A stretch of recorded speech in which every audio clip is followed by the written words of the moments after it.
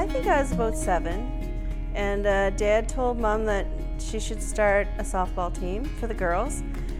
And she said, why?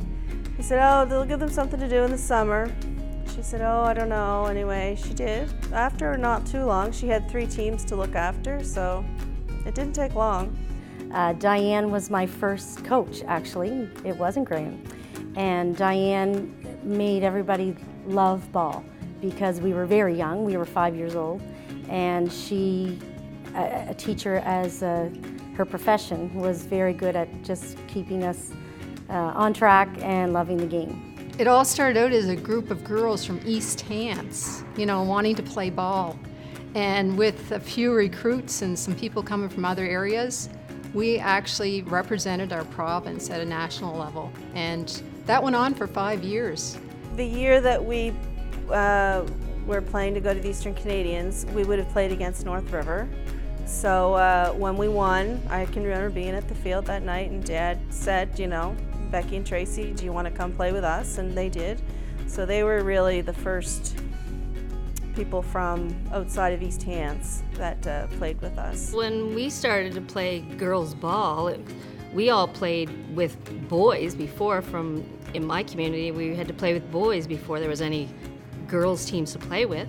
And when I was 12, is the first time that Graham and Diane had actually asked me to join them, and we played in Alberton PEI. Well, I live in Liverpool, and it's a fair distance away, a few hours. So on the weekends, I would stay with them on the weekends, and when we started getting into double headers during the weekdays, Tuesdays, Thursdays, he would drive down and pick me up and make sure I made the games, and then drive me home so that I could go to school. He was a coach that loved to have fun, and he'd hit the ball really hard, and he expected you to catch it. He hit her up in the air really high, and the more he made us work, the better he liked it. And we'd have all kinds of laughs, and we'd have a few grumbles along the way because it's like, well, I don't want the ball to go that high, or I don't want it to come at me that fast, but you better catch it, or if you were getting another one, it was coming harder the next time. I believe that Graham taught all of us grit to be confident, to persevere, but his goal wasn't to teach grit. His goal wasn't, he didn't read it in a book that I have to do this for the kids. Like, he wanted to teach us softball. But Graham, in the end, ended up teaching us bigger than that. Graham was very smart about building the team. He knew that he could support the team, he could finance the team, but he didn't have the coaching skills at that point to be able to take the team to a national level. So he was very smart. He heard that Stan Henniger may be available. The Canada Games were having tryouts, and Graham brought 1 or 2 or 3 of his players in to try out for the Canada Games team, which I was helping out with. And that's the first time I saw Graham, and he said, Stan, would you come out and help me with my little team? I knew Graham was interested in putting together a pretty good, as many good ball players as he could, so I decided to help him. You were excited 3 days before you knew you were going to ENFIELD to play. Our team was always, and we sat around and talked about it when we went up to see them. We knew what we had to do, who you're going to get, and you could not get an easy hit, an easy run out of them. If you didn't put it in a hole, they had it.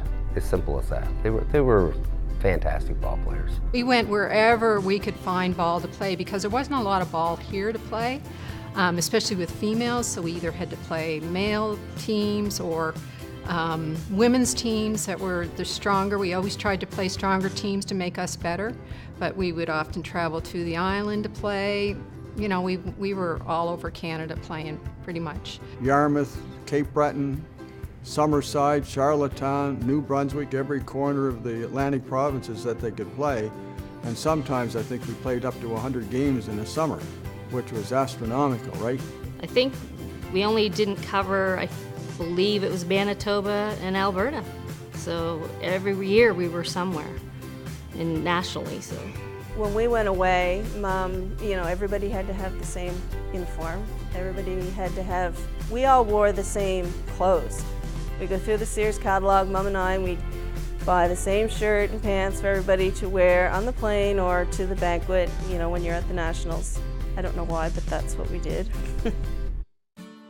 Well, when we first, played at that level, the national level, we were the top team in Nova Scotia, and we thought when we went up there we were going to be just as equal to the other teams. But there was Ontario, the Western provinces were very strong at that time. The pitching was, the pitchers actually had pitches where they would throw the rise ball, the knuckleball, the drop ball, and we didn't really have any of that.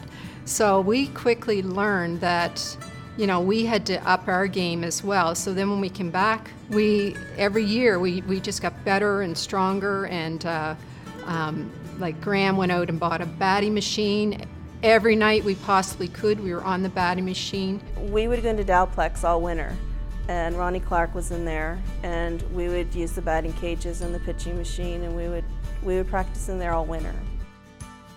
I found the community was very strong with them. Like, we go to a game in Dartmouth, it might be 4 parents. You go there, the whole place was packed. It was like you were playing a championship game. Excitement, right? So many people watching. We built community. We brought the community together. I remember, we would fill the stands in Lance. Everybody, it was almost like we were famous within this area, because when people saw you, they knew who you were, that you were on the Enfield elite team, because they would come out to the games. The most exciting trip was when we went to Newmarket, Ontario, and we won a silver medal. Being in the gold medal game, having to beat Ontario 2 times, we were excited to be there.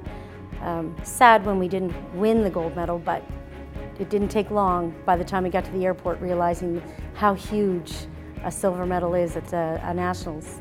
As growing up coaching against them, watching them, it was very impressive to see how hard they worked.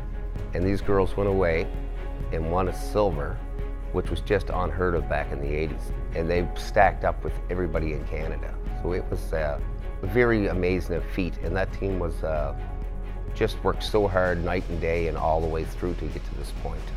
When we got that silver medal, it was the feeling I just can't even describe, but it was like, wow, like all this hard work and dedication that we've given this, and it was just a feeling just beyond.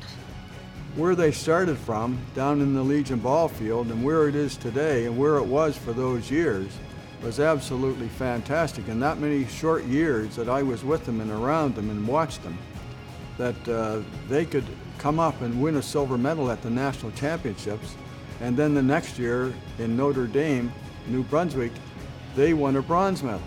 So it was unbelievable that they were to be able to take that team from nothing right to those medals, coming from a little place in Enfield here. The main thing is to have somebody behind you that's backing you, like we did as far as Graham and Diane. And you have someone with that much passion to make people want to be something. Anything's possible. Mom and Dad made a big difference in a lot of people's lives, and we have a lot of really strong friendships with everybody on the team.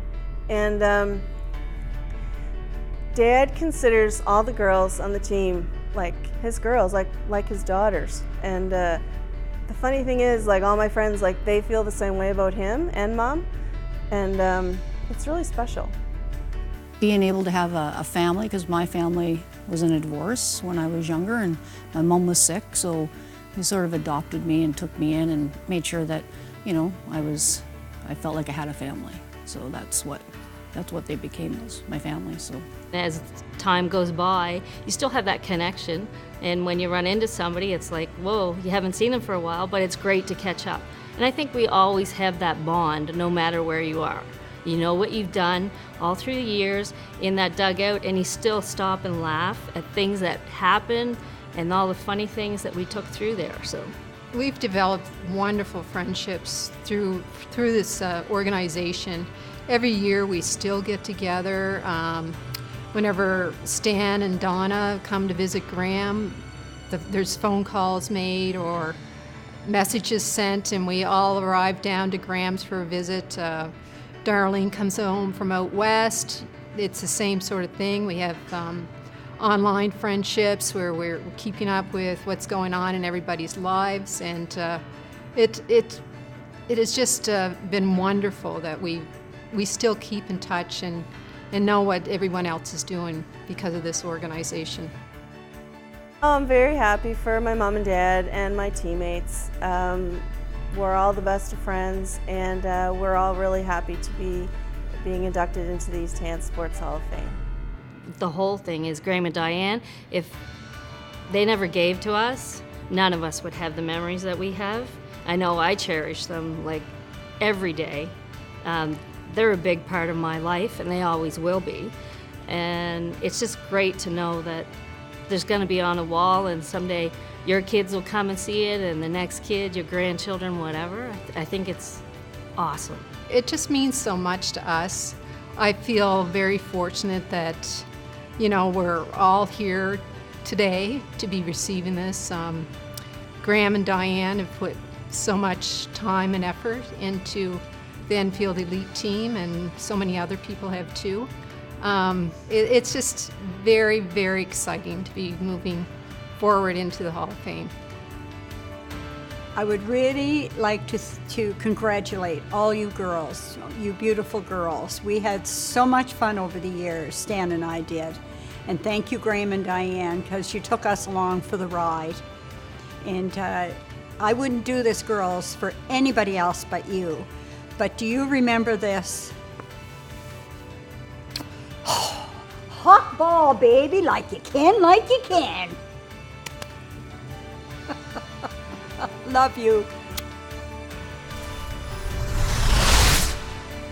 2018 East Hand Sport Hall of Fame inductee, Enfield Elite Softball Association.